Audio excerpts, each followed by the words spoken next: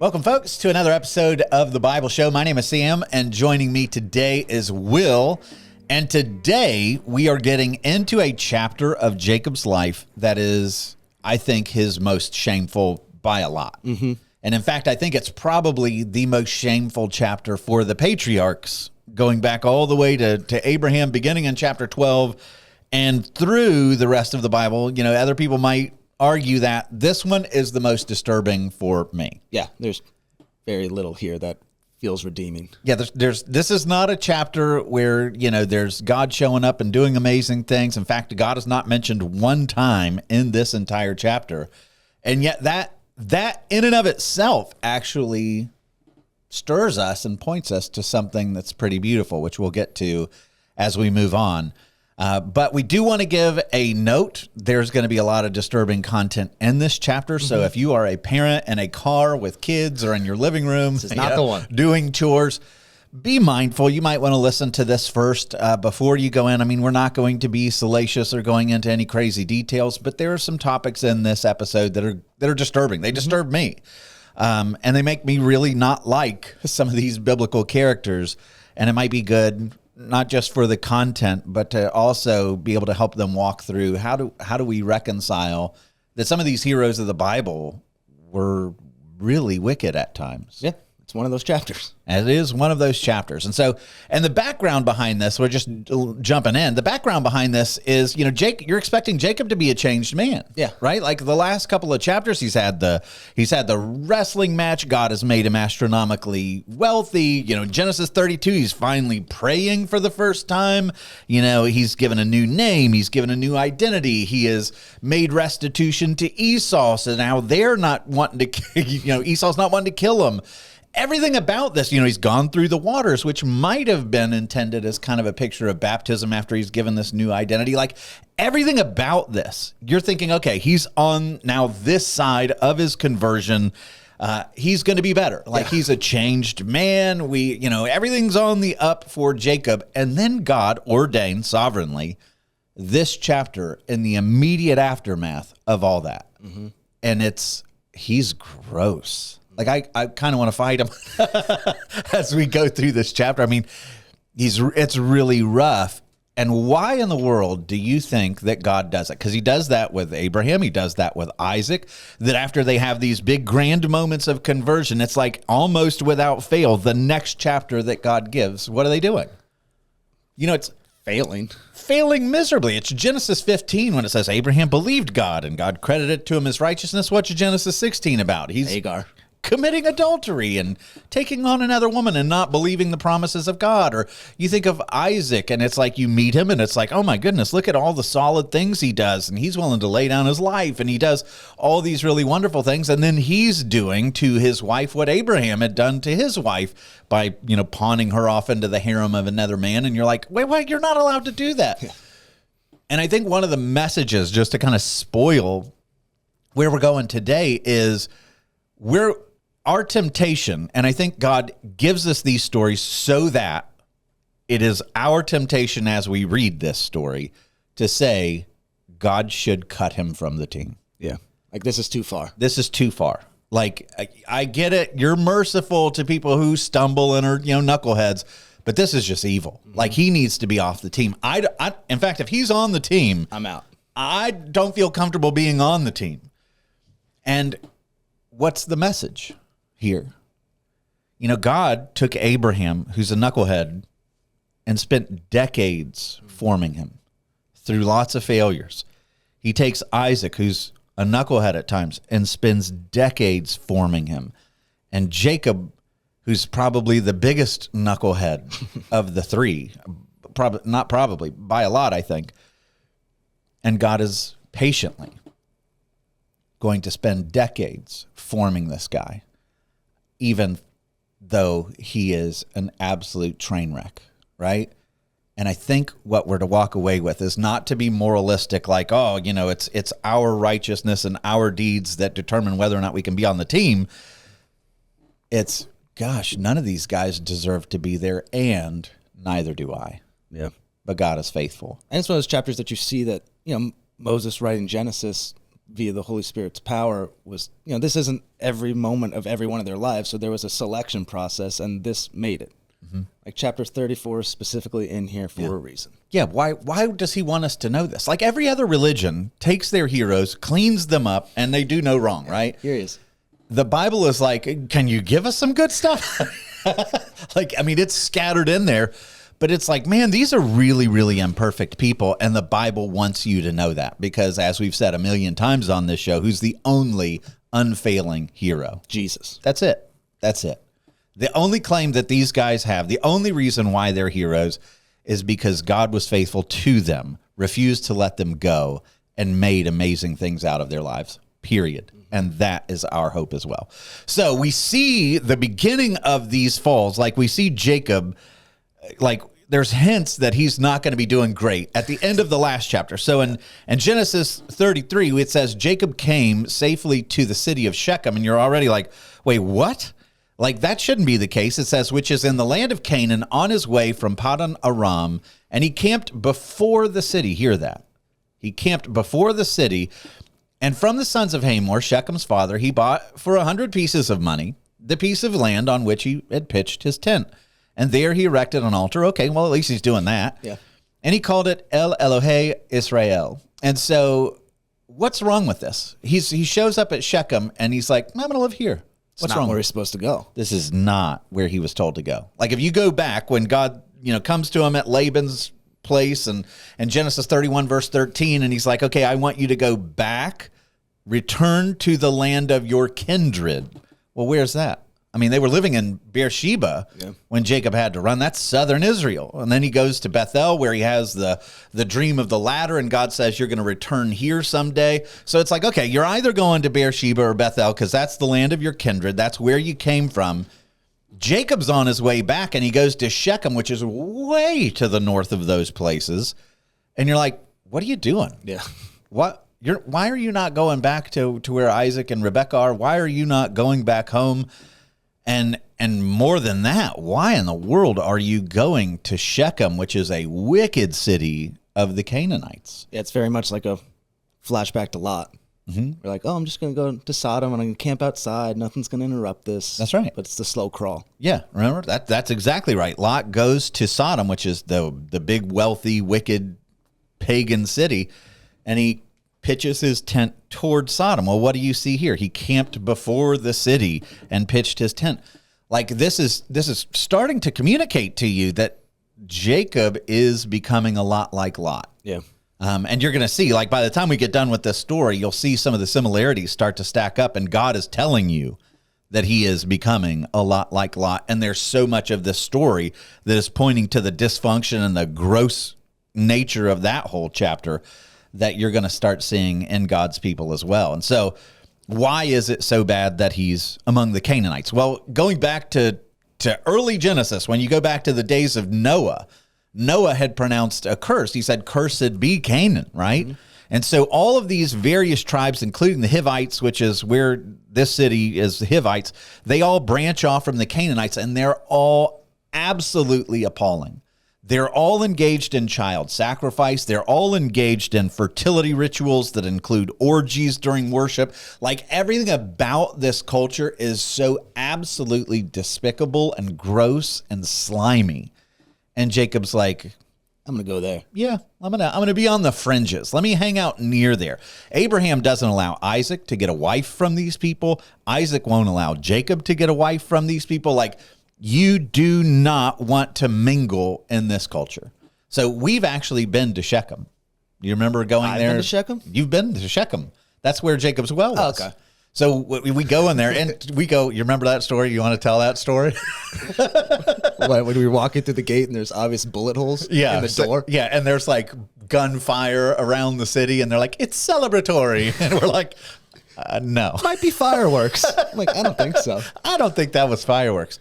But anyway, and we got to drink from Jacob's well that was there. Yeah, so Morgan got to bring up the water bucket. I have a video of her pulling it up out of the well. 4 minutes long. Yeah. Yeah, it was a deep well. So anyway, I mean, we've been there. This is, back then, not a good place. All right, so let's dive into chapter 34. In verse 1, it says, now Dinah, remember Dinah? She's the only daughter of Jacob. He will have daughters, but she's the only one who gets named. She is a daughter of Leah, who has the 6 sons. This is the wife. How does Jacob feel about Leah? Not his favorite. Not his favorite. She duped him, deceived him into marrying her. He has held resentment for her. She's been scheming to win his love. Now, if you're her kids, and we got to, like, all this is kind of in imagination, but not so much as you see the story play out. If you're one of her kids and you watch your dad show favoritism to Rachel, and, you know, he dotes over her, but there's kind of a dismissive resentment toward your mom. How do you think those kids are going to feel? Yeah, they definitely resent their father. They're going to feel that way. And they feel probably unloved. It probably doesn't just stop with Leah. I think you're going to see that in this chapter. So it tells you right out of the gates, Dinah is the daughter of Leah. So some of that resentment and like, oh, yeah, she deceived me, but I'm remaining faithful to her. Like, I feel like Jacob has that same feeling toward those kids. And when we get down to the Joseph story, they absolutely feel that. Like, oh, yeah, you love Joseph, but we're like second class to you. I mean, they definitely feel some resentment toward dad. And I think some of that is legit. Like, they feel like Jacob treats them differently because they are the sons and daughter of Leah. So in Dinah's case, the daughter of Leah, whom Leah had born to Jacob, went out to see the women of the land. Now, Kyle and Delich is a commentary. They say that Dinah is between 13 and 15 years old at this point. Okay. Again, like, to think of favorites. Do you remember how old Joseph is when Jacob's finally like, I'll let you go out on your own and see the land? As a man. I mean, a little older than that. 17. Okay. So here's a woman, younger, 13 to 15, and she decides, I'm going to go out and see the women of this land, like, and goes off on her own. And if you know anything about ancient culture, like, this is an atrocious idea. So let me read to you from some theologians' commentaries. Henry Moore says this about ancient Canaanite culture. He said, unattached young women were considered fair game in cities of the time, in which promiscuity was not only common, but a part of the very religious system itself. Remember how they worship. Like, sexuality is just like free game. It's the Wild West. H.C. Leupold said, this occurrence serves to illustrate the low standard of morals prevalent among the Canaanites. Any unattended female could be raped, and in the transactions that ensue, you're going to see neither father nor the son feel the need of apologizing for or excusing the action. So this kind of blowing where we're going here. She's going out to see the women of the land unaccompanied, which makes her extremely vulnerable, and nobody stops. Nobody stops her. Jacob doesn't say, no, none of my children are allowed to do that. You need to stay here. I'm protecting you. She goes out unattended. There's no brother to make sure that she stays safe. There's no, older sibling who's like, hey, I'm going to take care of you and make sure nobody harasses you. She just goes out. And in the ancient world, I don't think we understand how evil the world was before Christian ethics spread around the world. Like, even in the days of Ruth, right? So we're talking, 1,100 years before Jesus, 1,200 years maybe. Boaz, when Ruth and Naomi come back from Moab, and they don't have husbands, right? They're not attached, and they have to go through the fields and pick up scraps. Boaz has to instruct his men in Israel. Don't touch them. Don't touch them. Why? Why would you have to tell them that? Unless the dominant culture was, oh, there's an unattended woman? Take them. Do what you want with them. Like, that was so prevalent in the ancient world. And here you're sending your 13 to 15-year-old daughter of Leah out into the city. No one with her. Yeah, at best you don't care, or you're just passive at this point. Jacob doesn't even know that Dinah exists practically in this, it feels like. Yeah, this might be a stretch, but I remember having a conversation with somebody that reminded me of this, where I was a headmaster, and they came to me, 11 or 12-year-old daughter, And they were like, the cell phones are a mess. Nothing is happening inside of school, but outside of school, there's bullying and texting and stuff like this, inappropriate posts on social media and da-da-da-da-da. And it's beginning to affect the daughter, my daughter's heart. And I'm like, okay, well, my kids aren't allowed to have a phone until the end of 8th grade. So, I mean, I guess I'm Amish in that way, But I said this to this family that's sitting across from me in the desk because I felt a little judgy and I was kind of annoyed that they were trying to make this my problem. And I said, would you allow your 12-year-old daughter to go to the park alone? So before we look at Jacob and we go, oh, Jacob, you're so bad. I said, would you let your 12-year-old daughter go to the park alone if you knew that park was filled with predators and verbal bullying and harassment and pornographic posters and vulgar language and threats and the worst form of negativity and godlessness? And they're like, of course not. And I said, well, why do you give her unfettered access to an iPhone where all of that stuff has access to her? And she has access to all of that stuff. And it was like, oof. Yeah, silence. But Jacob has a very laissez-faire, like modern parents with cell phone technology, without monitoring and let your kids just run off into that cesspool. Like Jacob is like, meh, whatever, go check out the city. And even in Middle Eastern culture today, there's a lot of places where women are not allowed to go out alone without a husband, father, brother, a male. Like it's not acceptable for them to be out of the house alone, because that culture still exists in some places. All right, so verse 2, it says, and when Shechem, so this guy is named the same as the city. Okay, yeah, that could get confusing. Yep. So when Shechem, the son of Hamor the Hivite, Hamor's the king, Shechem's the prince.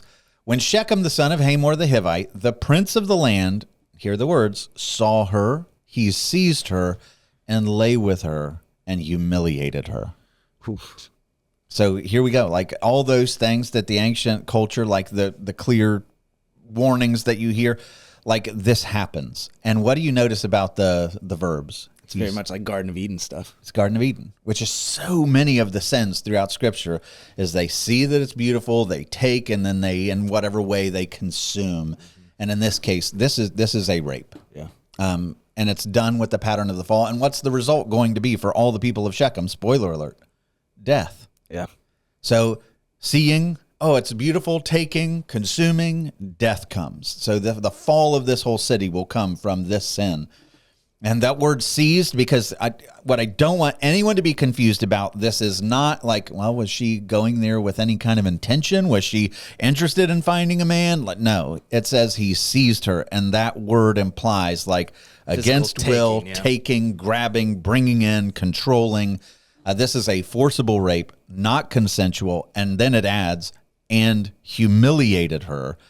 And elsewhere, that word humiliated is afflicted, violated, oppressed, distressed. So it's not like she is coming into this being like, oh, Shechem, you're so wonderful. I'm glad you chose me. Like, not even a little bit. Like, this is a traumatic, awful thing. But there's two people in this chapter that you never hear from. God. This is a godless chapter. It is, nobody cares what God thinks. There's no thoughts about God even. They don't go to him. They don't think about him. They're not concerned about what he thinks. It is godless for a reason, and you're going to see it's just evil upon evil dumped all over this chapter. The other voice you don't hear from is Dinah. So you never get to hear her response. You don't know how devastated she is. You don't know if she is trying to get out, because, by the way, he'll take her captive and she will remain in his palace throughout this chapter till the end. Like, you don't know what she's going through. So the two righteous, the two innocent are the silent in this chapter, which adds to a poetic, like, what's going on. You kind of want to know, like, what's going on with her? And you want God to say something in this chapter, and he's actually saying something by saying nothing. Yeah. He's just absent. This is godless. This is totally godless. But there will be consequences, so don't freak out about that. There will be consequences. In the ancient world, by the way, a rape left a woman virtually unmarriable. So if you're her family, like, it's not just the trauma that it's imposed on her, But now It's a the future world thing, knows, and now she's unmarriable because nobody wants someone who's not a virgin in the ancient world. Their bride price and dowry drops, like everything goes, and now she's afflicted with this, not just to go through the trauma of the moment, which is awful and evil, but now, through no fault of her own, as a victim, she's doubly branded and going to be victimized for the rest of her life. Like, this guy Serious, is evil. And I don't think he knows he's evil. Well, he's the prince. He's walking around. And he's living in a culture where this is like water to fish. Yeah. Like, this is what we do. Of course, if you're a woman walking around unattended, we're going to seize you and take you. And like, you think this guy's going to be snarling and he's going to grow horns and he's just going to be this evil monster. He's totally unaware that he's done anything wrong. He feels totally at home in evil. And it's frightening. It makes the whole chapter even creepier, right? And so this, when you raped, you not only harmed the woman, but now it's seen as an offense against the family. And then in verse 3, this is where it's like, wait, what? So this unspeakable evil, and then it says, verse 3, and Shechem's soul was drawn to Dinah, the daughter of Jacob. Say what? Yeah, what? That's language of marriage. Yeah. Like, our souls are knit together. The two are becoming one, kind of an idea. You're cleaving together. His soul is drawn to Dinah. It's like, in the aftermath of this, I'm assuming he's a young prince, right? He's stupid, still, young. He's like, I love her, after he's just raped her. And he's sincere. Yeah.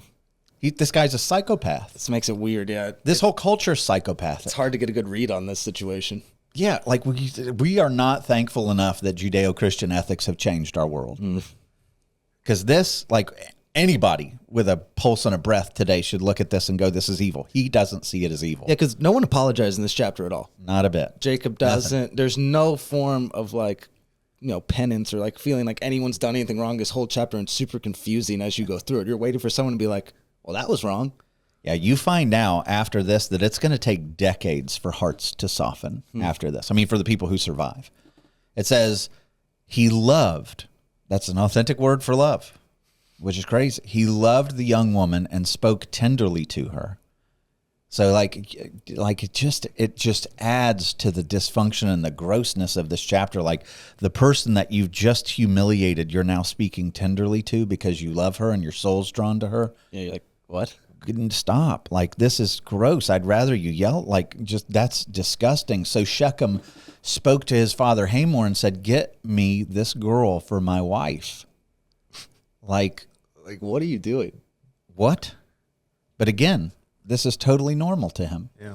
He's not like, oh, I've messed up and I should, I've wounded her chance to get married to somebody else. I should make this right. I'm going to make this right. No, it's all selfish. It's, I wanted her, I took her, I seized her, I humiliated. Well, now my soul wants her, so I need her. Dad, go, get this girl for me.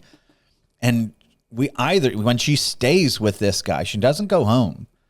So either she feels like she's not permitted to go home, or she doesn't feel safe enough to risk leaving. Some commentaries wonder, like, is she willing to resign herself to this fate because this is just what happens to women in the ancient world, so she's accepted it? Yeah, like, in a weird way, this is her best option of a future, which is gross to say, and I don't love that. Awful.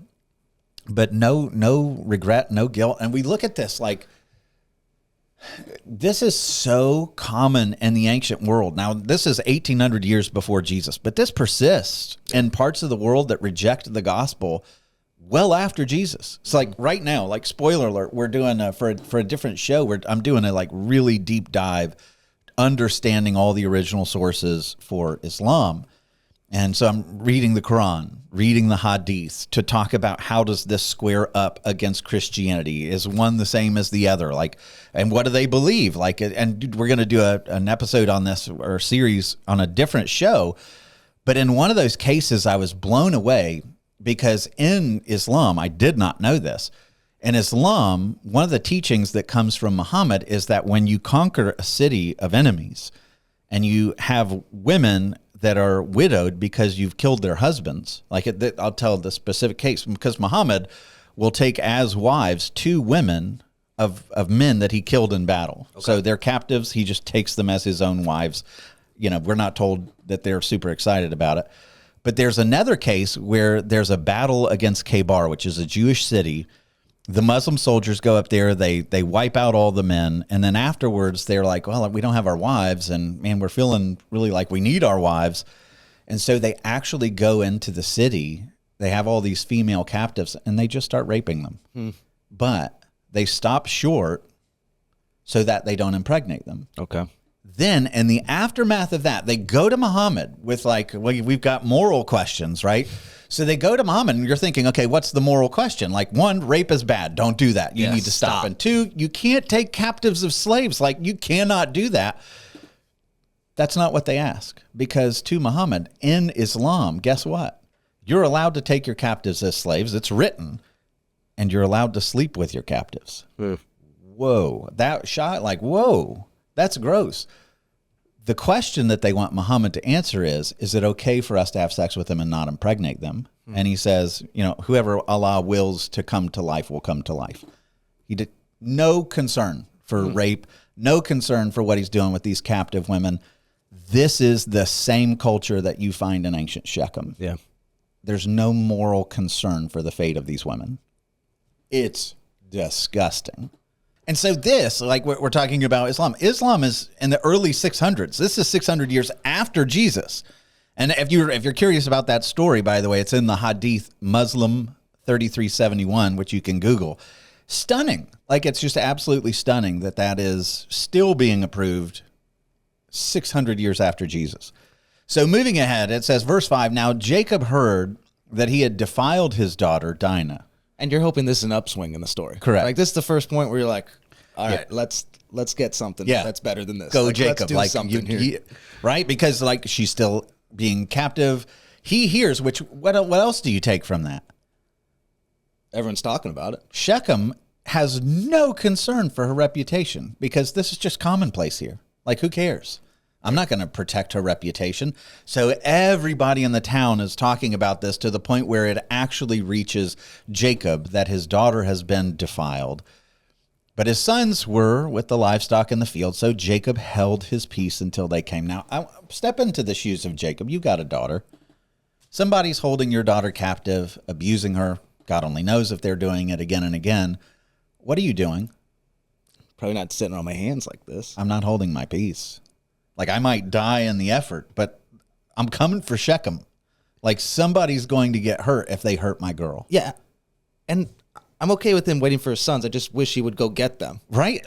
Like, that's the problem to me. The problem to me is not like, old man should probably wait for his young, tough sons to go do some damage. That's a good point. Yeah. But this one, it's like, call to them. The livestock will be okay. Your daughter may be locked up somewhere. Suffering. And you're sitting, holding your peace. And so this, when I was writing in my textbook on the Old Testament,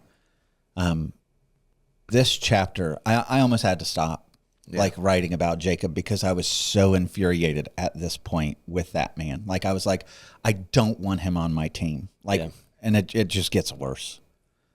Like, how can you have a daughter and hold your peace and just allow her to be forsaken like this? It made me really, really despise him. His daughter's reputation's ruined. She's being humiliated. All this while she's being held hostage. And that's the question. Like, what kind of father can hold his tongue knowing that your daughter's going through this? And by the way, Jacob will not speak at all in defense of his daughter in this entire chapter or ever. Like, even when she's reunited, it's not like, oh, I'm so glad to see you. I'm so glad you're safe. I'm so glad you're here. Like, you'll see what happens. It's just like, dude, nope. So verse 6, and Hamor, the father of Shechem, went out to Jacob to speak with him. So now the father of the rapist is coming to Jacob because the prince wants a wife. It's crazy. Right? And so it says the sons of Jacob. So here comes Hamor, and by the way, Shechem is with him. And they come to Jacob, and they're about to talk bride price. Like, what's it going to take for you to part with your daughter because we want to buy her as a wife? And right as that's happening, now the sons are coming in. So Jacob is caught in the middle of these two people. He still hasn't spoken a word. And so they came in as soon as they heard of it. So when they hear of it, they're not holding their peace. They're like, we are on our way. And it says the men were indignant and very angry. How you feeling now? Like, we're getting better. Yes. They're angry, very indignant because he had done an outrageous thing. Well, thank you that somebody in this chapter acknowledges that this is an outrageous thing done in Israel. By lying with Jacob's daughter, for such a thing must not be done. And Jacob has still not said a single word to Hamor or the rapist that's right in front of him. They're indignant. They're very angry. They are expressing indignation. Why? So let me ask you this question. Why do you feel like Jacob would be silent? Now, we're attributing motives here. Why? I have no idea. Like, he just doesn't want to deal with it. He doesn't love Dinah. He doesn't care. What does Jacob do every time in his past? What does he do every time? He wants to sum up the whole situation to figure out, like, I want to know all the information so I can figure out what's going to be best for me. Yeah, what can I get out of this? Yeah, so Hamor's coming to me. Like, he's looking to make an offer. And I'm not saying this is gospel. This is speculation. It's what is he thinking? Because your brain has to go there. Like, is he waiting to hear, Hamor's bride price offer? Is he hoping to de-escalate the situation? Is he plotting and scheming for, like, where's my opportunity to strike and strangle this guy? Like, what is he waiting for God and his angels to show up? Is he going to pray? Like, what's going to happen? Is he afraid that Shechem might wipe out his family? Like, if they make a move, they're in a city, maybe they're outnumbered. Like, all right, well, hold on, guys. Wait. We don't know because he's not talking. He's not praying. He's not doing anything. He's just holding his peace while all of this happens. And so now, because he's failing to lead as a man to take care of his sons, to take care of his daughter, it says Hamor spoke with them. So now, this is crazy. In the ancient world especially, who do you, when you're dealing with a bride price, who do you work with? The father. The father. Nope. Hamor summed this up immediately. And so now he's talking to all of them because it's clear the sons are pulling strings here. He spoke with them saying, the soul of my son Shechem longs for your daughter. Please. And that's like, the English translation is please here, but the way that should be translated is more like a surely give her to him to be his wife, or now give her to him to be his wife. This is not him being polite. Yeah, it's not a question. It's not a polite word, right? It's just like transitional, like, okay, so now he wants her, now give her to him. Make marriages with us. Give your daughters to us and take our daughters for yourselves. You shall dwell with us, and the land shall be open to you. Dwell in it and trade in it and get property in it. And so he, as king of this city, is looking out and he sees Jacob. And what's Jacob got? Lots of stuff. Massive amounts of wealth. He's got flocks beyond flocks and wealth and family and servants and everything else.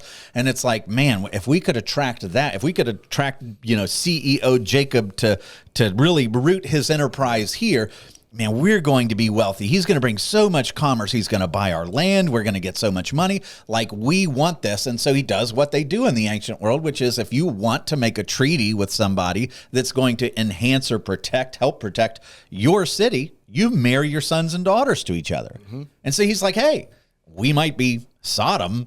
We have absolutely no ethics. We don't love your God. We're absolutely shameful and despicable people. Raped your daughter. Yeah, but and by the way, that doesn't come up at all. It's not, hey, I'm so sorry that this happened to your daughter at all.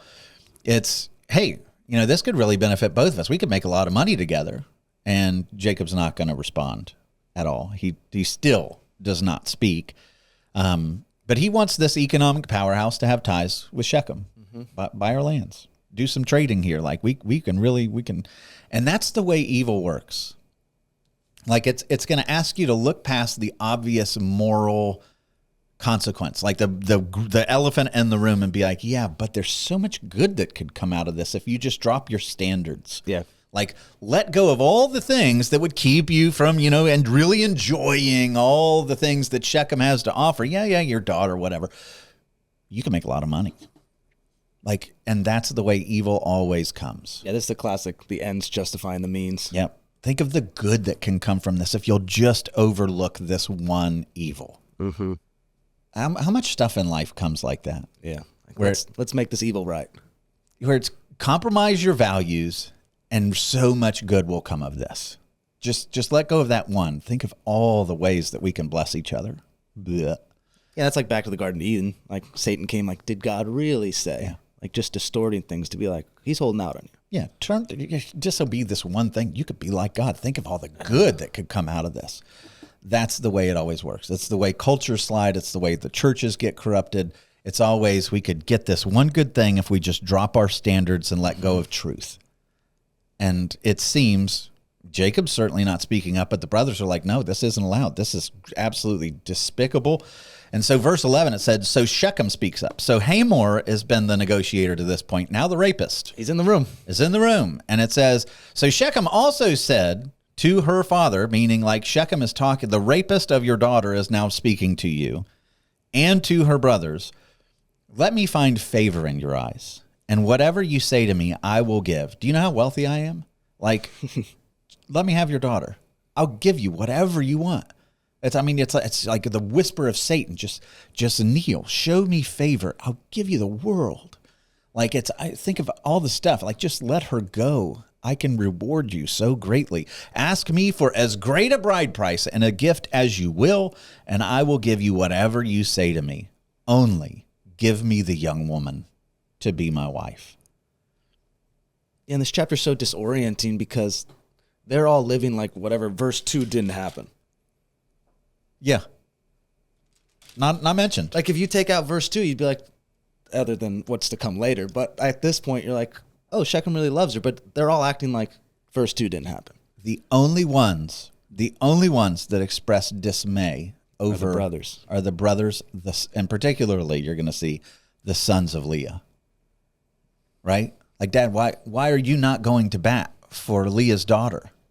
Why are you just letting her go? Like, and here he's like, I will give you whatever you want. And so Jacob's got sons over here that are saying this is repulsive and like justice should be served. Like, this is not allowed. This can't happen in the land. And then this voice over here saying, we'll give you whatever you want, as high a bride price as you want. And something's holding Jacob's tongue. Yeah, you're expecting him to jump in every time that he gets the opportunity, and still silence. Yeah, nothing. And it says, verse 13, the sons of Jacob. So come on, dude. Like, at this point, you're the dad. What do you like? And Shechem starts talking. Yeah, that would be outrageous. The sons of Jacob answered Shechem and his father Hamor deceitfully. Well, like father, like sons, right? They've learned the tools of the trade. They've learned. They've seen dad at this. They know the family business, so they answered deceitfully because he had defiled their sister Dinah. So they're like, if dad's not going to do anything here, we're going to handle this. We're going to handle this. Yeah, we might be outnumbered. We're disadvantaged. They have way more soldiers than us. So we're going to go into scheming mode to get our sister back and to put these people in their place because they're disgusting. And the whole time you're like, good grief, Jacob, lead your family. But the sons have absolutely no right to negotiate the marriage of a daughter in the ancient world. And it seems like this is not the first time that the sons have taken over. Because it doesn't seem like they're wondering, like, hey, is dad going to speak here? They're jumping in right away. Mm-hmm. They know, like, well, we're answering Shechem here. We know dad's sitting there, but we're going to handle this. But what is this? I think what it says is, in the raising of Dinah, they've been her father. Yeah. They immediately assume that role. They don't even Dad's never watched out to Jacob for her. because he's never looked out for her. Yeah. They feel like it's their responsibility to look out for her, which is like, I know Jacob is redeemed by the end of the book, but in this chapter, you get a picture of just how his brokenness and his resentment of Leah is now impacting the lives of his kids. Yeah. Is wrecking them. It's absolutely wrecking them.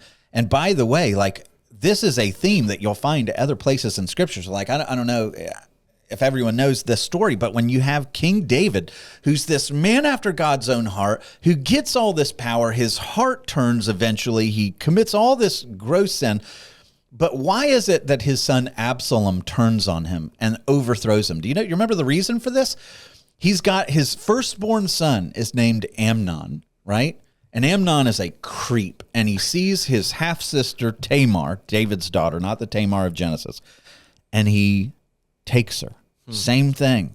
Just takes her and takes advantage of it. And Absalom is over here going, are you going to defend my sister? Like, are you going to show up? Are you just going to let this happen? And David sits on it because, he loves Amnon, I guess. It's my kid, so I'm not going to do it. And Absalom is like, you disgust me. Yeah. And he overthrows him, and he kills Amnon. And it throws the house of David in dysfunction. Why? Because David, as a dad in that moment, failed to lead and to protect his daughter. And here you see like a prelude to that, where you have Jacob, another great patriarch, in a moment of weak, fallen brokenness, failing to lead his family, and it wrecks the home. Yeah. Like, let this be an encouragement to all men. Protect your daughters, lead your home. Don't show favoritism. Lift your kids up. Protect them. Anyway, so now Jacob's sons, they're eager to take the lead. They're leading with deceit. They're page out of dad's playbook. And so as they say this, they're already plotting to carry out vengeance. Yeah, they know what's going on. They're ready. So listen to what they say, because the way they do it becomes gross. And then it's another heart check for us, right? So verse 14, it says, so they, the sons of Jacob, said to Hamor and Shechem, we cannot do this thing, to give our sister to one who is uncircumcised. Like, so they see Hamor and Shechem have no problem with rape. Like a woman, of course she was unattended. Like, so they don't call out and say, hey, we can't give her to a rapist. So now they are like, well, we have our unique custom over here. Like, to be in our family, you have to be circumcised. It's a covenant that God gave to our grandfather or our great-grandfather. You have to be circumcised, for that would be a disgrace to us if we let someone into our family who is uncircumcised. So only on this condition will we agree with you that you will become as we are by every single male among you being circumcised. Then we will give our daughters to you, and we will take your daughters to ourselves, and we will dwell with you in the land and become one people. But if you will not listen to us and be circumcised, then we will take our daughter and we will be gone. How you feeling about that? I mean, it's deceitful for sure. What are they using to get their way? The sign of God's people. The sign of God's people. And so now you had the overreach and the excess and the disgusting nature of everything over here, but now you have them. And by the way, they're totally not interested in the covenant. We learned that pretty quickly. But they're using the covenant now to their own advantage. Like, the covenant of God was meant to set apart a people that would be in the faithfulness and the grace of God and all of the promises of God. And they look at that and they're like, we'll exploit it in a lie to be able to commit a genocide. Yeah. And it's like, how many times in life do we use the covering of godliness or the covering of the church or what the Bible says to advance our own agendas because it's what we want rather than ultimately caring most about what God wants? Too often. Way too often. I remember when I was before I came to faith, I was still, attending a church, and I worked as a stockbroker, a financial consultant, and there were sales involved, and you had to network and everything else. And the guy that was assigned to me as a mentor never really hit it off with him. But he was like, you need to get plugged in at church, because network. Yeah. There's so many rich people in church. Get on all the committees. You can get their business, get involved with the youth program so that you get to know the families and you can, they'll start to trust you. And it was like everything. And I was like, even then it was like, that's kind of gross, isn't it? It's like, that's a sacred thing. Like, I shouldn't be using godly church stuff for my own personal advantage, but that's exactly what they're doing. That's exactly what a lot of people do. But when they say, hey, all of you people in Shechem, everyone, so every male, not the king, the prince, all of them, they all have to be circumcised. Crazy ask. That's a big ask.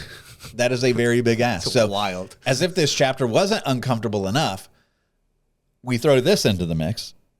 And this would not have been something that was like, what is circumcision? We don't know. No other culture does this. But we talked about this in Genesis 17. Circumcision was something that was done by adults in certain cultures around the world. So like the Egyptians would circumcise their adult priests, right? And the Hebrew culture, you circumcise everybody. And I think that's a nod saying that all of you are going to be priests. Like, you're just a priest by nature of who you are, a representative of God. I think there's a meaning in that would have been understood in the ancient world. But they're like, okay, well, this is going to be unpleasant. This is going to be uncomfortable, but this is not unheard of. So, okay, should we do it? Should we not do it? And by the way, Jacob at this point, let's jump back into the mind of Jacob. When he hears this, there's two options. One, he knows that the sons are planning a genocide and a big betrayal and to use circumcision to their advantage. And what does he do? He remains quiet, which is to his advantage. Yeah. Right? He's cool with it. If he doesn't know that that's their plan, then he's okay with the marriage. Yeah. Neither one of them is any bueno. Like, this is really, really bad leadership because he's just quiet. Again, God's quiet. He's quiet. Dinah's quiet. He eventually speaks at the end, and he should have stayed quiet. Verse 18, it says, the words pleased Hamor and Hamor's son Shechem, and the young man did not delay to do the thing because he delighted in Jacob's daughter. So, the son, Shechem's like, sure, I'll be circumcised. He runs right to it. And now he was the most honored of all his father's house. So this is the guy. Like, this is the best son he has. Think on that. Yeah. This is the most honorable son he has. Others. Right?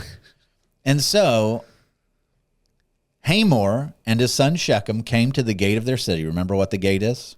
This is where the power positions happen. This is the place of power in the marketplace. This is where leaders would come to make judgments. Kings would come to give edicts.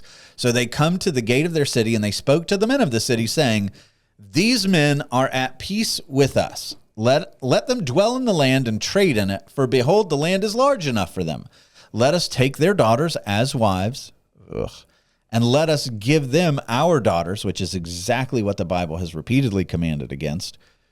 Only on this condition. By the way, Jacob, when he hears that, hey, we'll give you our daughters. Remember, Abraham's like, nope, don't take a Canaanite. Isaac, nope, don't take a Canaanite. And they're like, hey, have some Canaanites. And Jacob's silent. Maybe.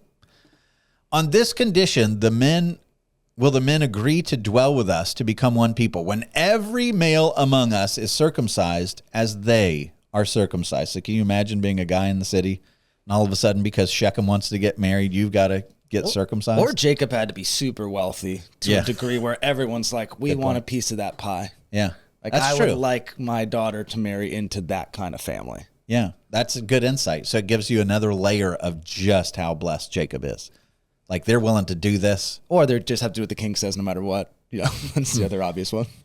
But listen to what it feels like. The king's not just saying you shall do this. He's appealing to them on what you just said, because he says, hey, will not their livestock, their property, and all their beasts be ours? Like, they're going to be folded into our city. We're going to become one people. This is worth it, guys.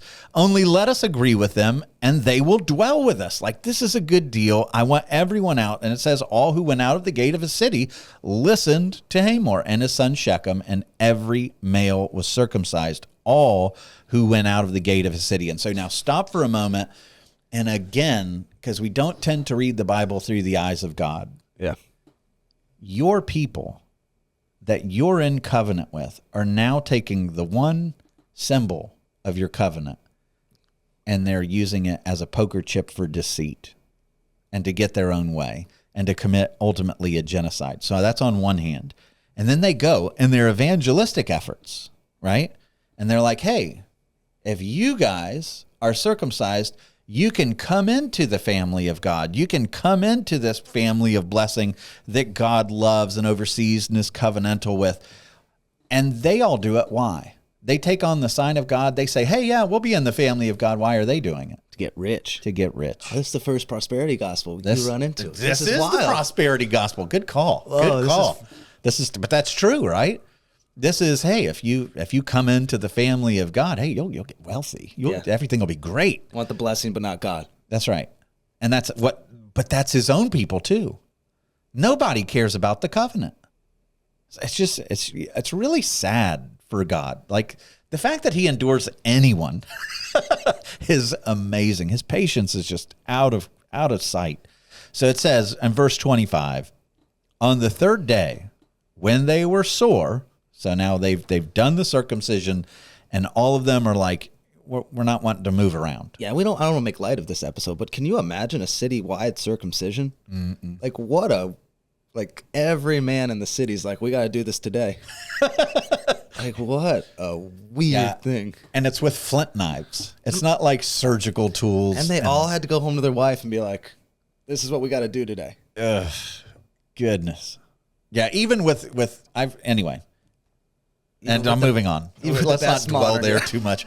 All right. So on the third day, when they were sore. So like everything is uncomfortable. You're not moving that around. You're not walking and all that. Two sons of Jacob, Simeon and Levi, Dinah's brothers. So these are, which is interesting that they call them sons of Jacob, because they called Dinah a daughter of Leah. Yep. At the beginning. And Simeon and Levi are sons of Leah, right? They took their swords and they came against the city. So this scheme was pretty brilliant, right? We're going to immobilize them. They can't move. They're not going to charge. They're not going to be able to fight. They're going to be at home with all their clothes and armor and swords all over the place, laying in bed, recovering. So they take their swords and they came against them in the city while it felt secure, and they killed all the males. It's wild. So how you feeling? They killed Hamor. They killed his son Shechem with the sword and took Dinah out of Shechem's house and went away. So if you stop there in the story, how do you feel? I mean, they're doing wrong. They're 100% they're doing wrong. Like, what does the Bible say? What's the ethic of, because there's two categories here. You have justice and you have vengeance. Yeah, this is... Describe. What's the difference? Well, vengeance is doing it sinfully. Mm-hmm. And it's like, I'm going to do this.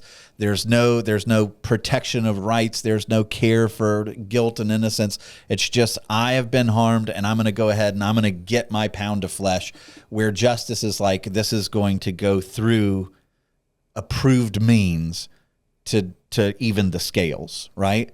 They're like, nope, we're not just going after Shechem. Yeah, we're going to murder everyone. I'm going to kill Shechem. I'm going to kill his dad for offering this. And then I'm going to go to every single place in the city. All these men that approve this culture, that have made the culture of this city, that have enabled him to keep my sister, that might be a threat to me for killing their prince. And I'm going to do away with every ounce, every bit of the threat. I kill every single male in that city because they raped my sister. Now, there's part of me, the flesh, that's like, finally someone did something good. Yeah. Scumbag city. Like, I don't want them to exist, and yet this is totally ungodly. Yeah. You don't know the stories of every single man in the city, and neither do they. You don't know the heart of every single man in the city. You don't know who God could have reached. You don't know if they're righteous. You don't know what they mean to the rest of the world. So to indiscriminately enter the city and just to kill every single person, every male that you find, is absolutely horrendous. And to have been able to do that by exploiting the covenant of God, you're committing murder, genocide in his name. Yes. Gross. Absolutely despicable. And then it gets worse. The sons of Jacob. So now it's not just Simeon and Levi. The other ones come along. All of them are like, oh, look at this, plunder. The sons of Jacob came upon the slain and plundered the city because they had defiled their sister. They took their flocks, they took their herds, their donkeys, and whatever was in the city and in the field. All their wealth, and now get this, all their little ones and their wives. So stop for a moment here, because if you leave the little ones and the women orphaned and widowed, they're going to die, right? But now what are you doing to them? You're enslaving them, it seems like. You're bringing them along. You've just robbed them of their whole life. And now, you were so angry that Dinah was taken against her will into a life that she didn't sign up for. What are you doing? Yeah. Just same thing on a bigger scale. Same thing, bigger scale. Like, so now the entire family of Jacob, all the sons, you're like, wait a minute, what? Like, this is genocidal. I mean, it's normal back then. This is what you did when you conquered a village back then. And that persisted, by the way, all the way through until Christian ethics began to spread. And even then, it still happens. But they're plundering the little ones, the wives, all that was in the houses, and they captured and they plundered everything. And now I want to pause for a moment, because God, in his silence, the way this story plays out, he's sending you a message. You pointed at the beginning of this, right? So you have Jacob and Esau that part ways, right? Esau goes one way, Jacob goes the other. Can you think of what that? By the way, in Genesis 36, when they come together for a funeral, do you know why they part again? It says the possessions were too great for them to dwell in the same land. So what does that remind you of? 13.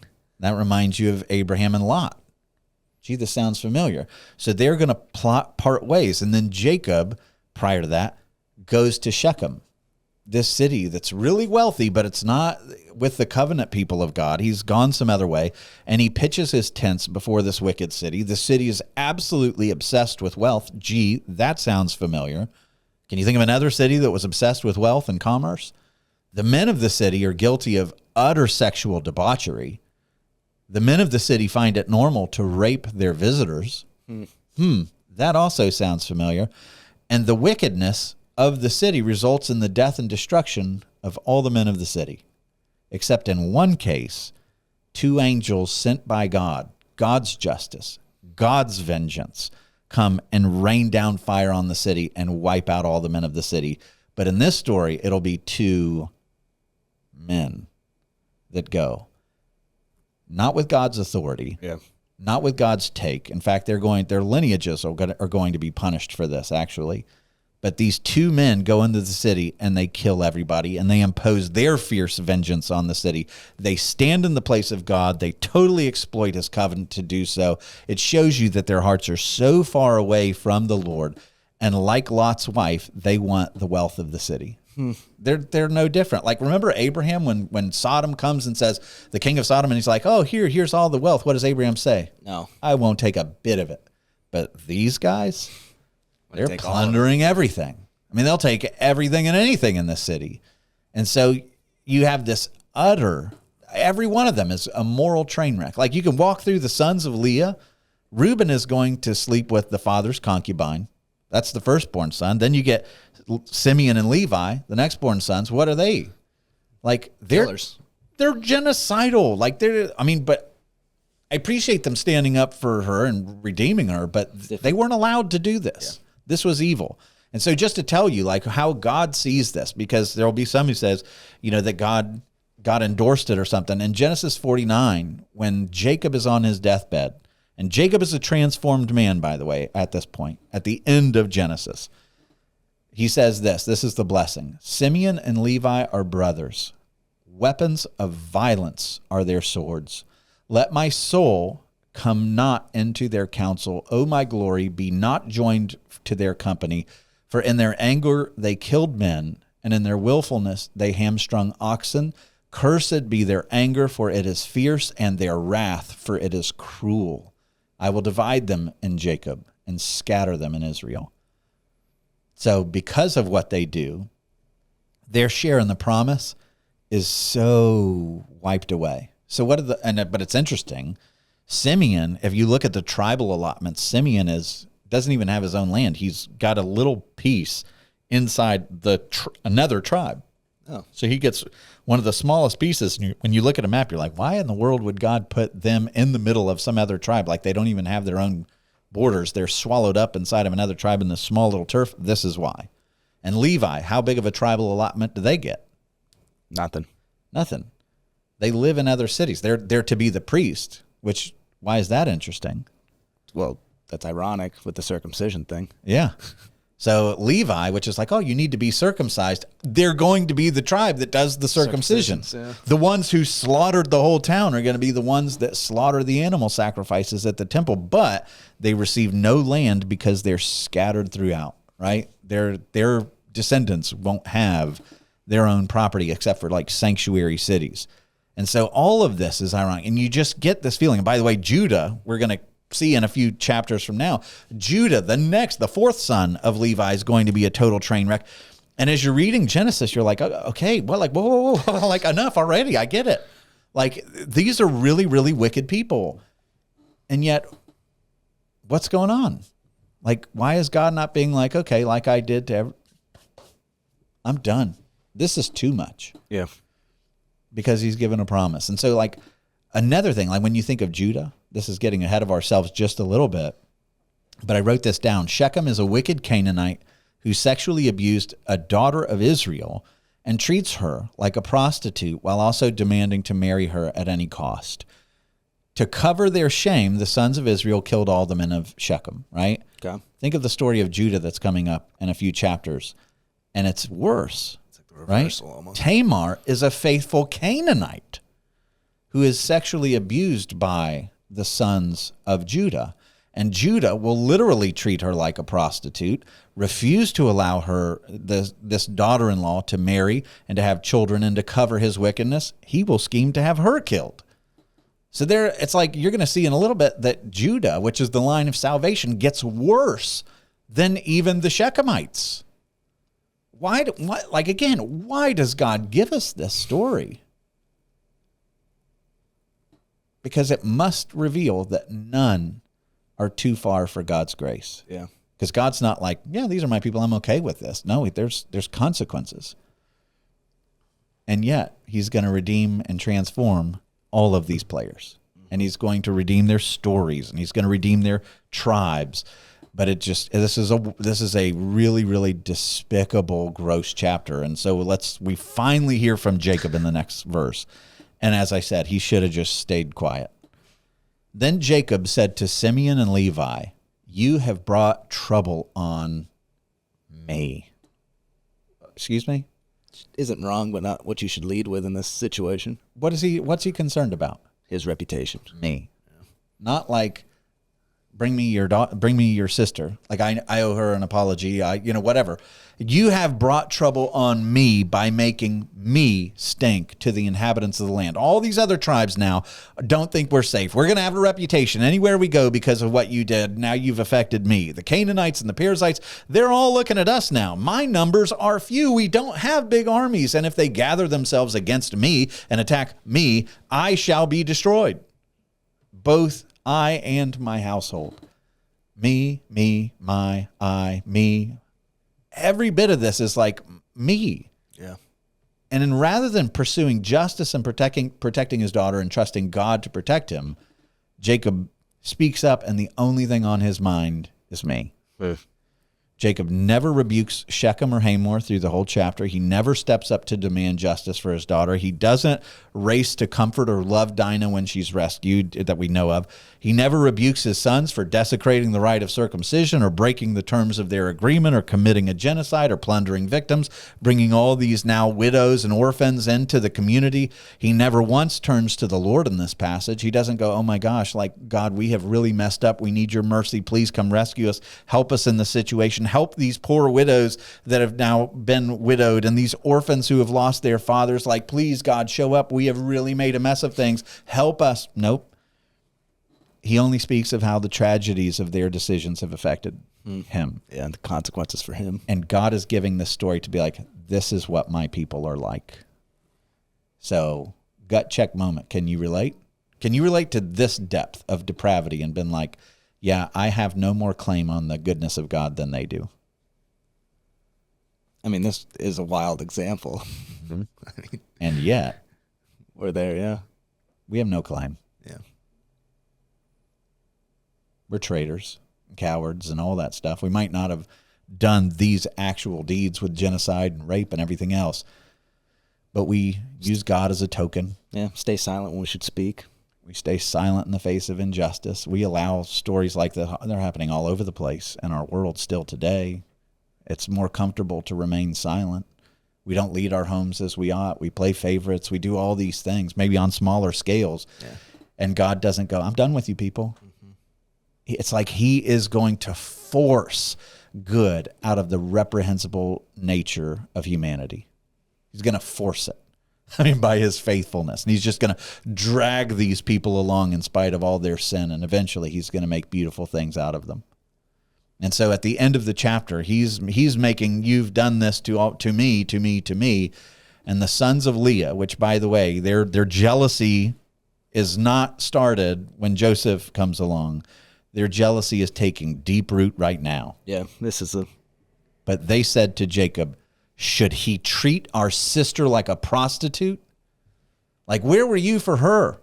You're worried about how you're being affected. Should we just have sat by like you were doing and held our tongue and been at peace and not spoken up in front of Hamor and Shechem like you were doing and like trying to manipulate a situation where you might be safe, not doing the right thing, not doing the just thing, not going after to rescue her? Like, should we just sit by on our hands like you were doing and allow our sister to be treated like a prostitute? And if there's people in this chapter that I'm kind of like, I'm with them, apart from the genocidal stuff, but I get it.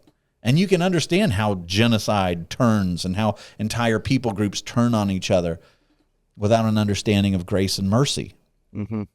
And so where the story ends, like if we stop there, because that's the last verse of the chapter, and I refuse to do that, I'm gonna throw something that might be even more disturbing, but it shows the heart of God, right?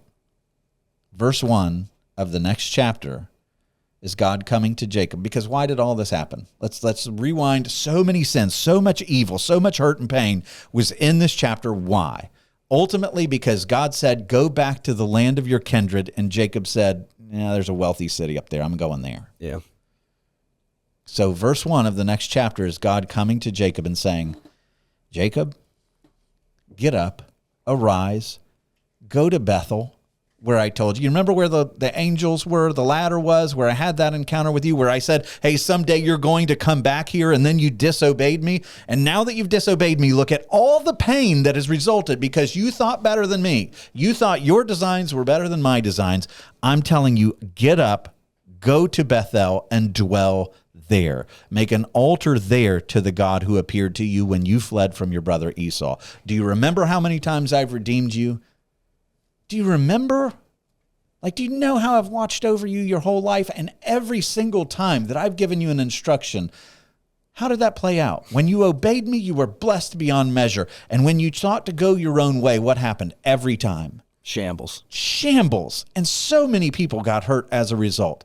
Get up and do what I've asked you to do, which is mingled with two different things here. One is God saying, I'm still your God. Yeah.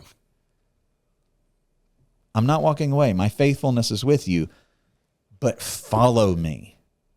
Consider my faithfulness. Consider my mercy and get out of your own rut and do what I've asked you to do, because this is the path of blessing. This is the path of destruction.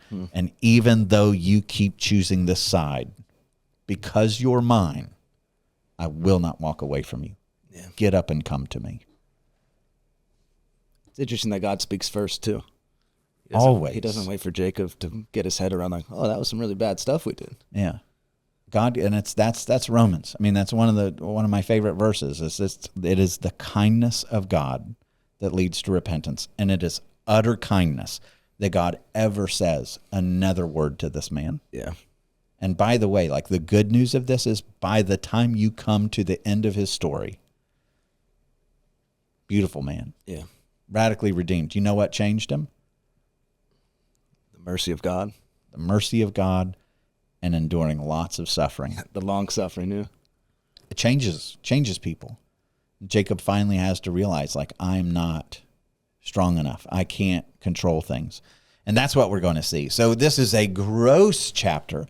But what I want, if we're going to leave this anywhere, like, and you know, this is hard to walk through because it really does make you kind of not like these people because we're arrogant and proud and self-righteous ourselves. But if there's one thing I want to leave, if you're out there and you feel like, good grief, like, I am so far gone, my life is in such shambles, I have chosen the path of destruction again and again and again, God has to be so over me that there is no chance that he would ever want me. My goodness. Verse 1, arise, get up, and go to the place I've called you. Stop settling in this place of destruction. God still loves you. He's calling you. Come to him and live a life in accordance with his will. He's never, ever, ever done chasing. There's no person too lost. My goodness. There is no person too lost that God would say, I'm done with you. So come to him. He's a merciful, faithful God to the most wild outcasts. So that for me is the ugliest chapter for sure of Jacob's life and perhaps of all of Genesis. It's a godless chapter in so many different ways. And I love that the first word of the next chapter is God. Yeah. He's back in the story and he is going to go to work on redeeming this mess of a family. And it's going to take the rest of Genesis, by the way, for this mess of a family that Jacob has sown all these roots of dysfunction, for God to redeem it and to make it beautiful. And so I'm looking forward to getting to the redemptive stuff. And there's still some crazy to come. But you really start to see God going to work on a messy, messy family, which is hope to messy families. Amen? Amen. All right. Well, thanks so much for joining us. Join us next time as we get into Genesis chapter 35, where God picks Jacob up out of the mire and sets him on his feet again and gives him another shot. God bless.